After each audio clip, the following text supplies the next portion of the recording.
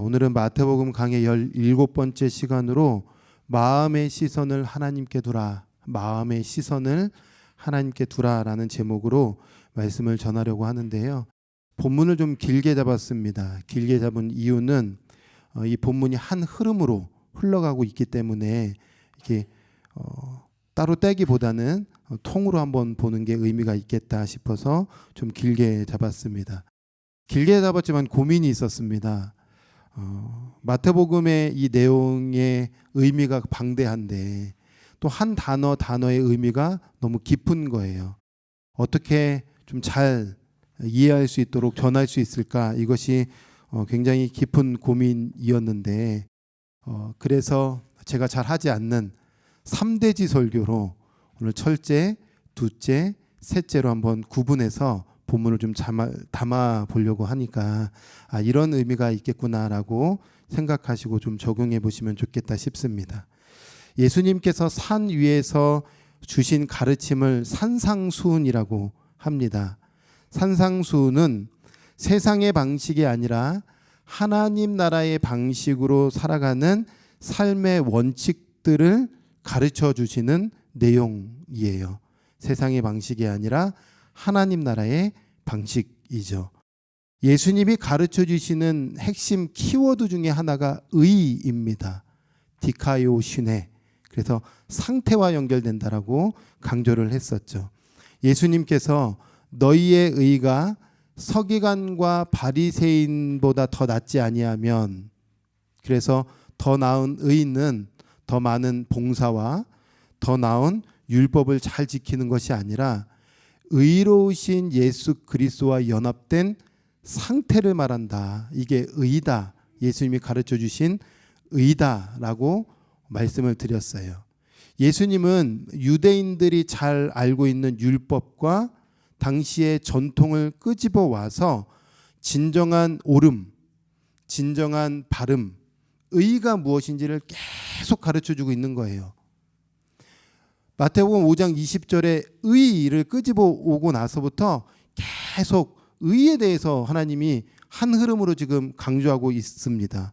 그래서 형제를 어떻게 대해야 하는가, 원수를 어떻게 대해야 하는가, 경건, 즉 구제, 기도, 금식을 어떻게 행해야 하는가, 티내지 말고 은밀하게 해라. 하나님께서 이렇게 가르쳐 주시면서 의의 관점에서 계속 어떻게 하나님의 나라의 백성으로 살아야 되는지를 속사람을 변화시키기 위해서 가르쳐 주고 있는 거예요.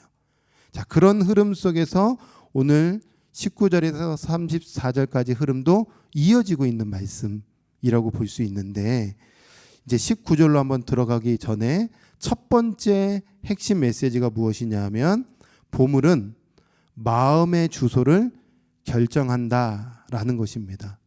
보물은 마음의 주소를 결정한다. 무슨 얘기냐? 19절에서 20절의 말씀을 보니까 이렇게 말씀하고 있어요. 너희를 위하여 보물을 땅에 쌓아두지 마라. 거기는 좀과 동록이 해하며 도둑이 구멍을 뚫고 도둑질하느니라. 오직 너희를 위하여 보물을 어디에 쌓아두라?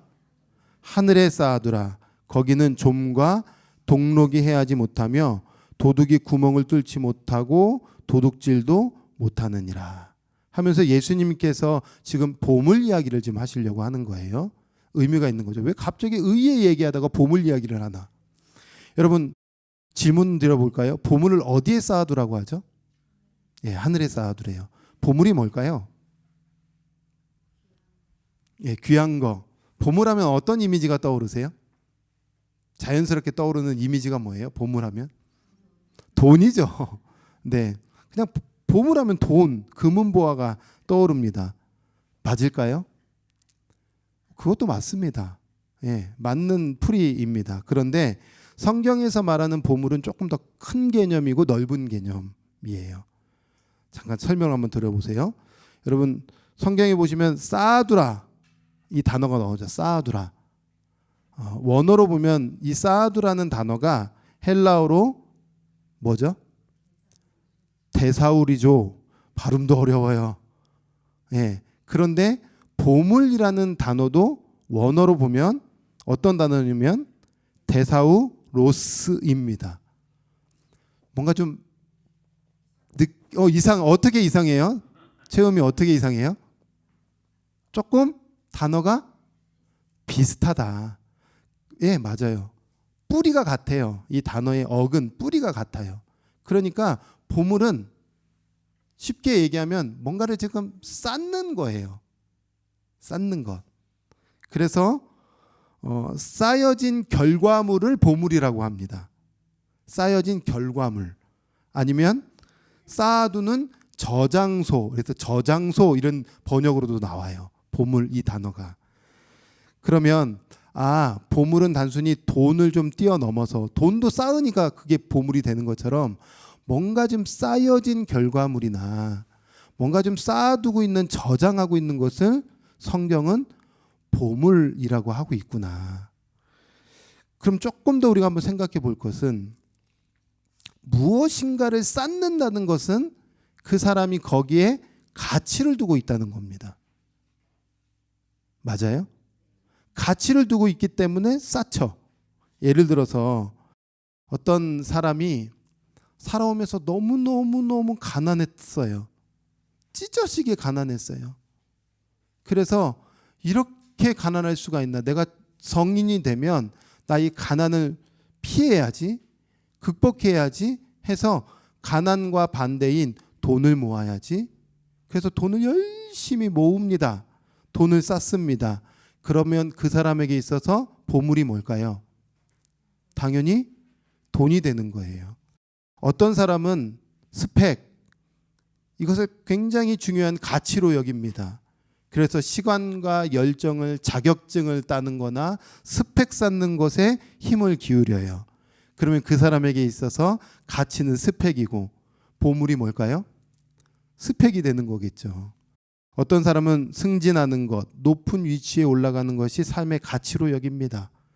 그래서 시간과 열정을 승진하는 것에 쌓습니다. 그럼 그 사람에게 보물은 승진하는 겁니다. 높은 지위에 올라가는 겁니다. 무엇에 가치를 두는가가 그 사람이 여기는 보물이라는 거죠. 이해가 되시죠? 자, 그런데 예수님께서는 보물 자체를 악하다, 보물 자체를 선하다라고 말씀하시지 않아요. 어디에 쌓느냐를 지금 예수님께서 말씀하고 있어요. 여러분, 돈을 많이 모으는 것을 보물이라고 한다면 우리 주님이 돈 많이 모으는 것을 뭐라고 하지 않습니다. 승진하는 거 뭐라고 하지 않습니다. 스펙을 많이 쌓는 거 크게 잘못된 게 아닙니다. 중요한 것은 어디에 쌓느냐입니다. 예수님께서 보물을 땅에 쌓아두지 말고 하늘에 쌓아두라라고 말씀하시는데, 여러분, 땅이 뭘 의미할까요? 여러분, 보물을 땅에 어떻게 쌓죠?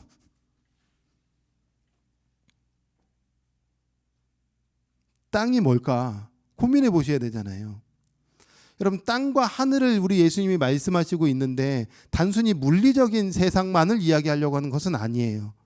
땅은 한정된 곳이고 유한한 곳이고 영원하지 않는 곳임과 동시에 마태복음을 가만히 이 땅을 연구하다 보면 이게 존재와 연결됐고 마음과 연결됐구나. 그래서 비유 13장에 제가 지난번에도 말씀드렸던 것처럼 비유를 씨 뿌리는 비유 속에서 땅 얘기를 하고 땅은 곧 마음과 연결되는 것을 예수님이 가르쳐 주시니 어찌 보면 우리의 마음과도 연결된 의미로 풀이해 볼 수 있는 거예요.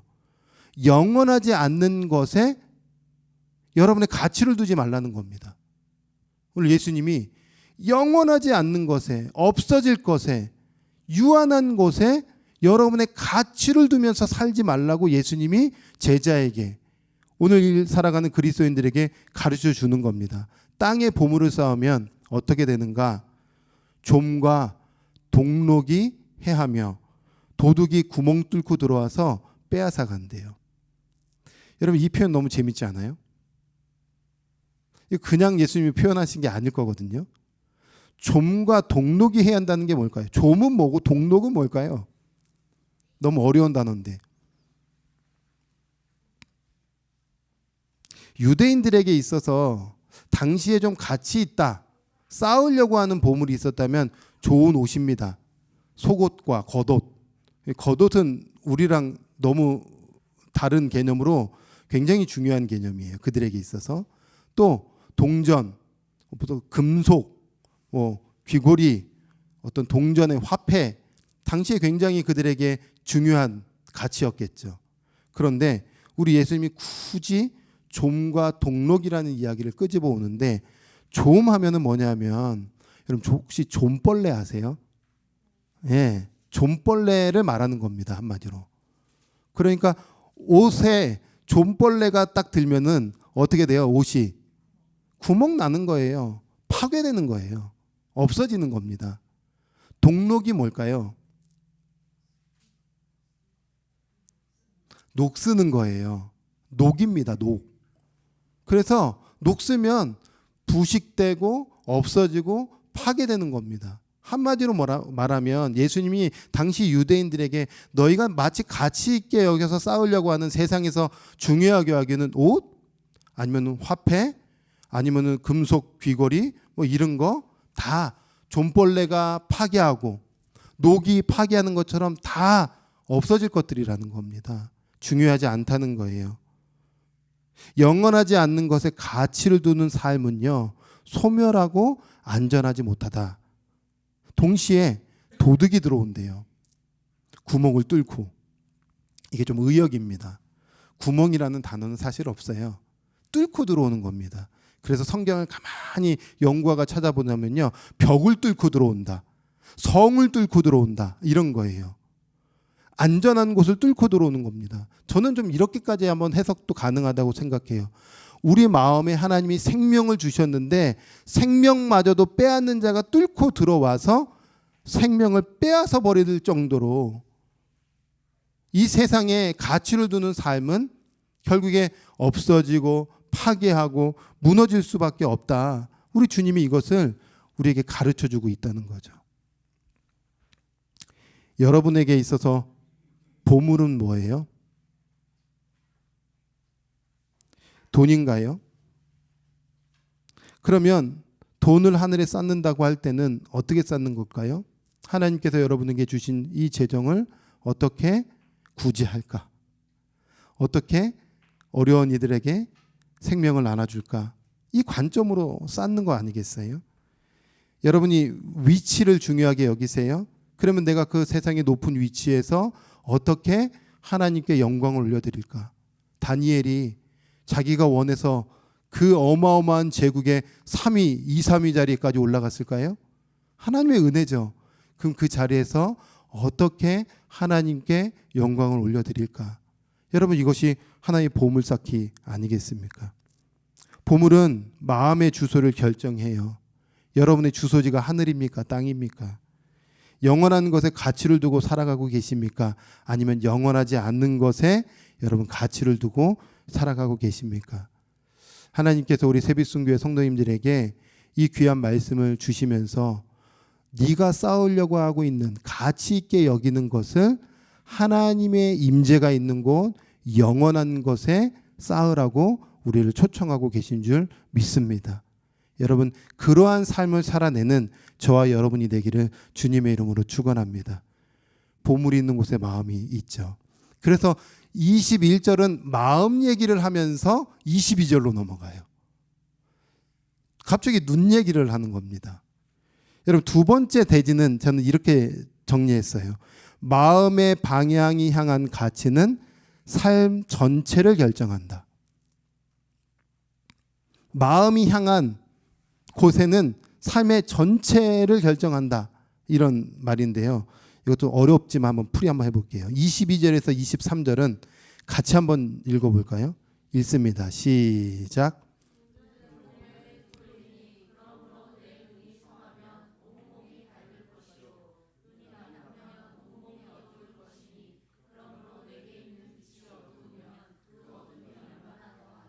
예, 잠깐 저를 보세요. 보물 이해하셨죠? 여러분이 가치 있게 여기는 것, 쌓으려고 하는 것, 그것을 땅에 쌓지 말고 하늘에 쌓아라, 하나님께 두라라고 말하면서 갑자기 예수님 또 전환시키면서 눈 얘기를 하고 있어요. 눈. 이 얘기를 왜 할까요? 갑자기. 뭔가 한 흐름으로 가야 되잖아요. 근데 보물 얘기하다가 왜 눈 얘기하냐고요. 유대인들에게 있어서 눈은 영혼이 드러나는 창문으로 여겼습니다. 창문. 영혼이 드러나는 창문. 그러니까 눈은 쉽게 말하면 우리의 내면이나 가치관이나 마음을 드러내는 표현이라고 이해하시면 좋아요.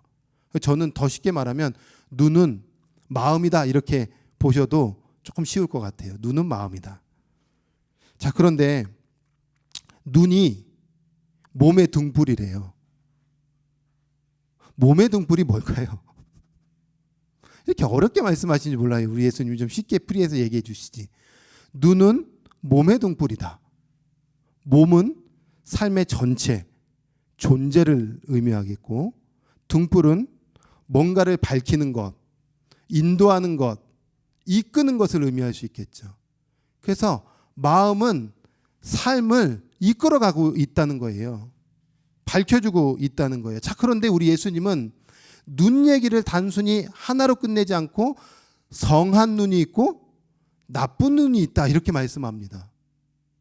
그럼 우리는 또 질문해야 되는 거예요. 성한 눈은 뭐고 나쁜 눈은 뭐예요?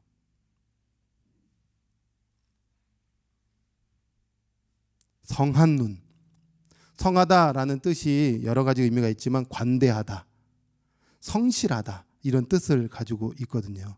잠깐 저를 보시면 제가 이 단어를 연구하다가 참 의미 있게도 헬라어인 이 단어가 구약의 히브리어를 헬라어로 번역한 것을 우리가 70인역이라고 해요. 어렵지만 다시요. 구약의 이 히브리어인 말씀을 헬라어로 바꾼 것을 70인역이라고 하는데 70인역을 이렇게 가만히 보면요. 성한이라는 이 단어가 딱 한 번 나와요. 70인역에 딱 한 번. 어디에 나오냐면 잠언 11장 25절에 나옵니다. 딱 한 번 나오는 거예요. 이 단어가. 어떻게 쓰이냐 보면 같이 한번 11장 25절도 읽어볼까요? 읽습니다. 시작.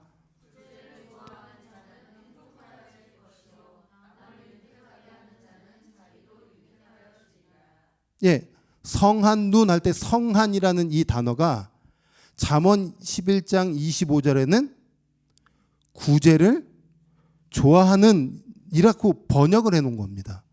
그러니까 성한과 구제가 연결되어 있다는 거예요. 이해가 되시죠? 그러면 성한 마음은 조금 풀이해보면 구제를 좋아하는 마음 이렇게도 우리가 연결해 볼 수 있겠죠. 그럼 제가 지난주에 혹시 구제가 어떻게 하는 게 구제라고 하는지 혹시 기억나세요? 구제는 어떻게 하는 것이다. 예수님이 가르쳐 주셨잖아요.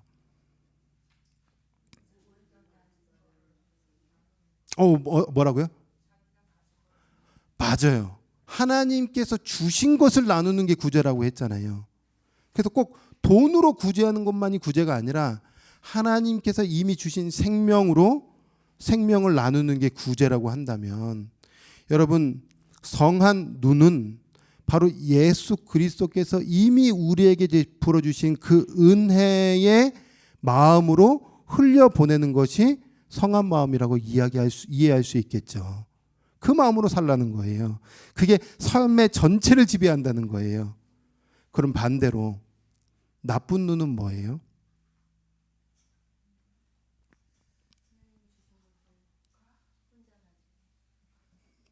하나님이 주신 걸 혼자 갖고 있는 것도 풀이해 볼 수 있겠죠. 맞아요. 자, 그런데 신명기 15장 9절의 말씀을 보면 나쁜 눈은 악한 눈과 연결되어 있습니다. 이 말씀도 한번 읽어보세요. 악한 눈은 이런 거구나. 읽어볼까요? 읽습니다. 시작.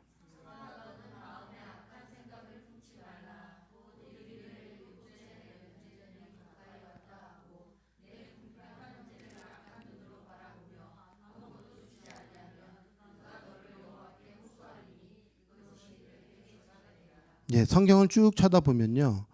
여러분 나쁜 눈 하면 악한 눈과 연결되고 악한 눈은 악한 마음과 연결됩니다.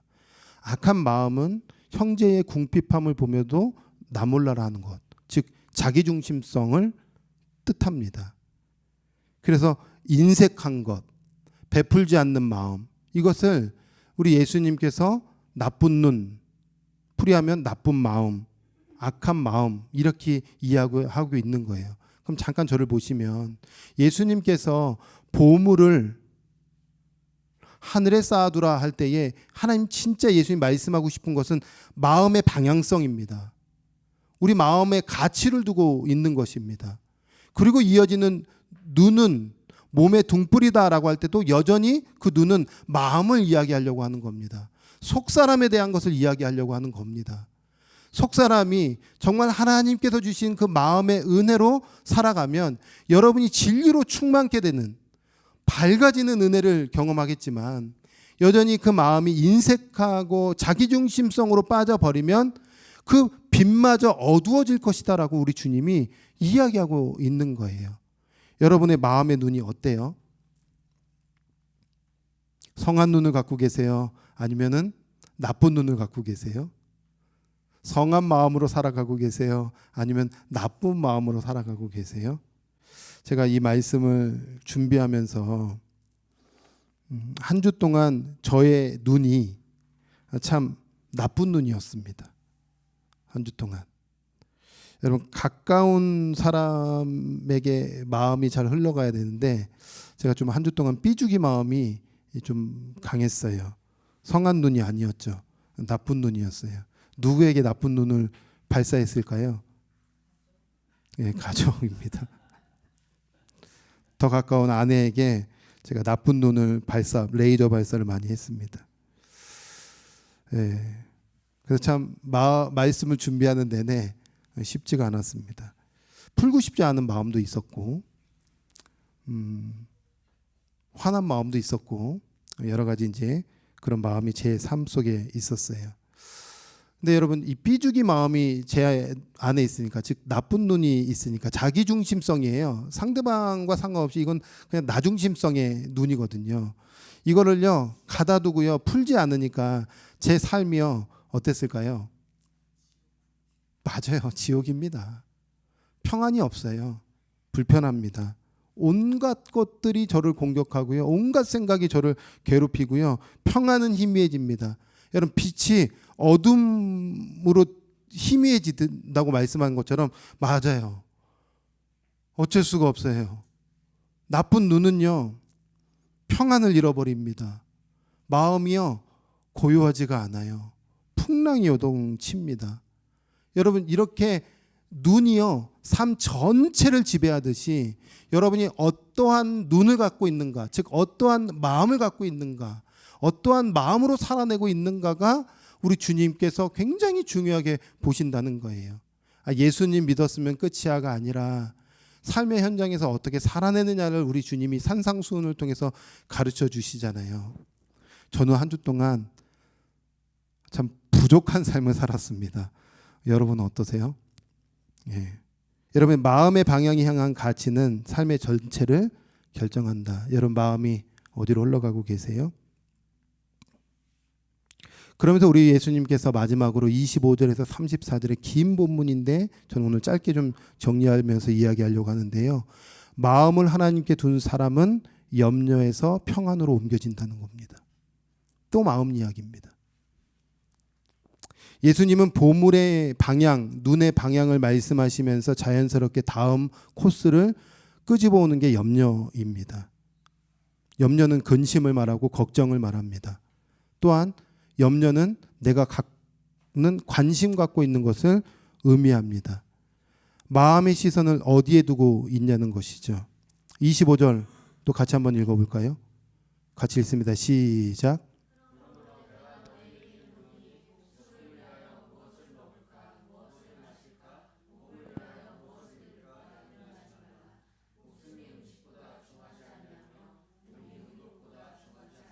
여러분의 일상이잖아요. 우리의 관심이잖아요. 예나 지금이나 똑같잖아요. 무엇을 먹을까? 무엇을 마실까? 무엇을 입을까? 여러분 이거 다 우리 인생의 아주 중요한 부분이잖아요. 그거 자연스럽게 관심 갖고 살아가잖아요. 하나님 없는 사람들도, 즉 성경에 보면 이방인이라고 표현하는데 하나님 믿지 않은 사람들도 이거 관심 갖고 일생 살아가잖아요. 똑같으면 안 된다는 거예요. 예. 그것에 염려하지 말라는 겁니다. 그거에 관심 두지 말래요. 오직 우리가 관심 둬야 될 것은 무엇이냐 하면 여러분 그의 나라와 그의 의라고 말씀하시는데 31절에서 32절의 말씀도 같이 한번 읽어볼까요? 읽습니다. 시작.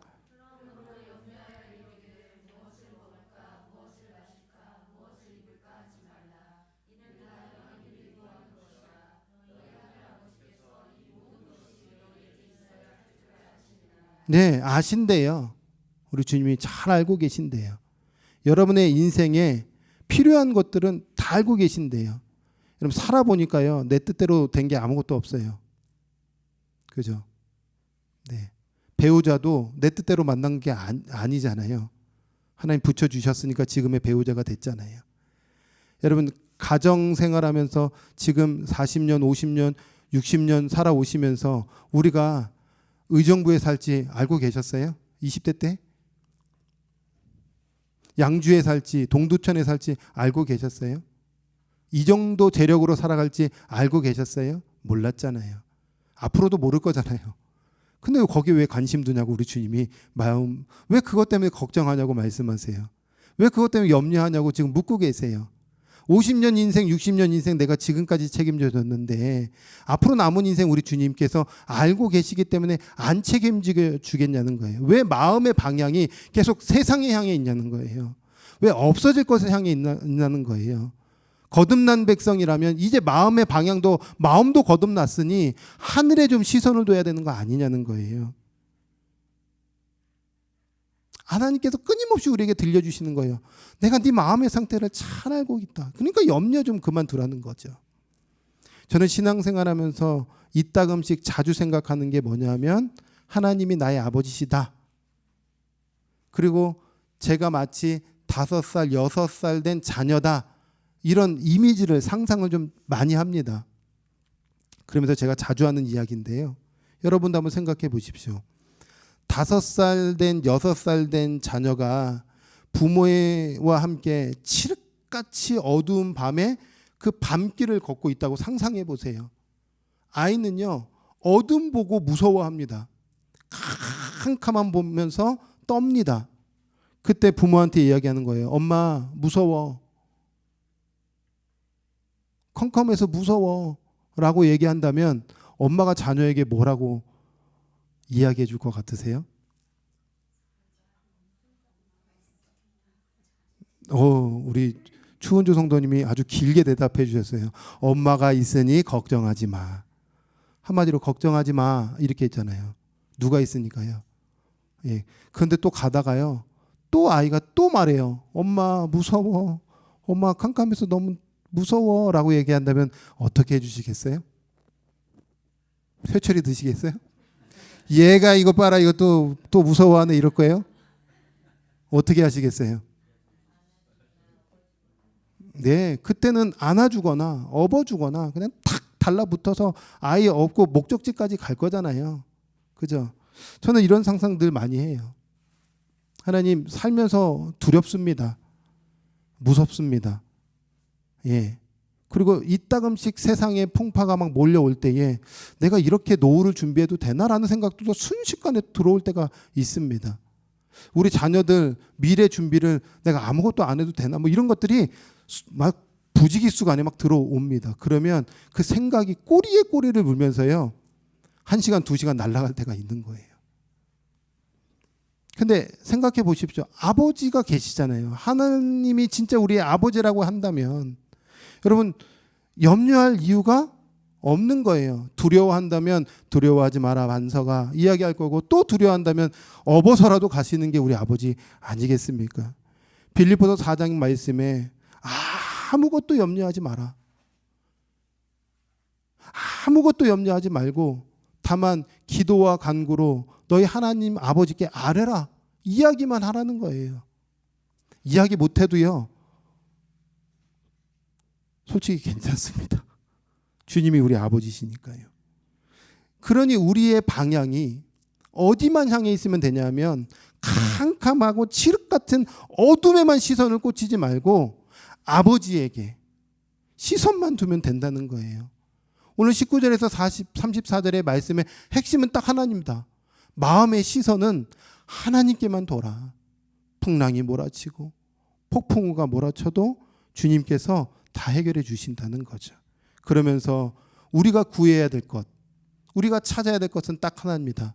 그의 나라와 그의 의, 또 의 얘기하시네요. 주님, 저 주님과 딱 붙어 있고 싶습니다. 진짜 연합이라는 게 뭔지를 좀 깊이 경험하고 싶습니다. 내가 그리스도 안에 있고 그리스도가 내 안에 있는 것이 진짜 신앙생활하면서 무엇인지를 또 철저하게 경험하고 싶습니다. 그 의의 상태가 되게 하여 주십시오. 하나님, 하나님의 통치가 무엇인지를 좀 온몸으로 좀 체득하고 싶습니다. 하나님이 다스려 주시는 인생이 진짜 평안인지 아닌지를 좀 온몸으로 좀 경험하고 싶습니다. 저 그것만 구합니다. 이것만 구하면 된대요. 우리 마음의 방향이 그러기만 하면 된다는 거죠. 그러면 하나님께서 여러분의 인생에 또 다른 놀라운 것들을 부어 주실 겁니다.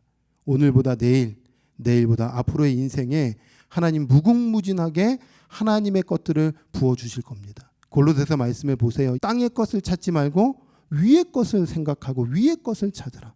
어떻게 생명을 살릴까? 어떻게 건강한 교회를 세울까? 어떻게 하나님의 뜻대로 순복할까? 어떻게 하면 이 말씀을 읽고 말씀대로 또 사랑할까? 살아낼까? 이것에만 관심을 둔다면 외적인 것 아무리 없어도 내적인 평안이 임하게 될 줄 믿습니다. 여러분의 마음의 시선을 하나님께 두는 은혜가 있기를 주님의 이름으로 축원합니다. 그 시선이 바뀌면 삶이 바뀔 것이고, 그 시선이 바뀌면 염려가 사라질 것이고, 그 시선이 바뀌면 내일이 달라질 것입니다. 그 은혜로 또 힘있게 한 주를 걸어가는 저와 여러분이 되기를 주님의 이름으로 축원합니다.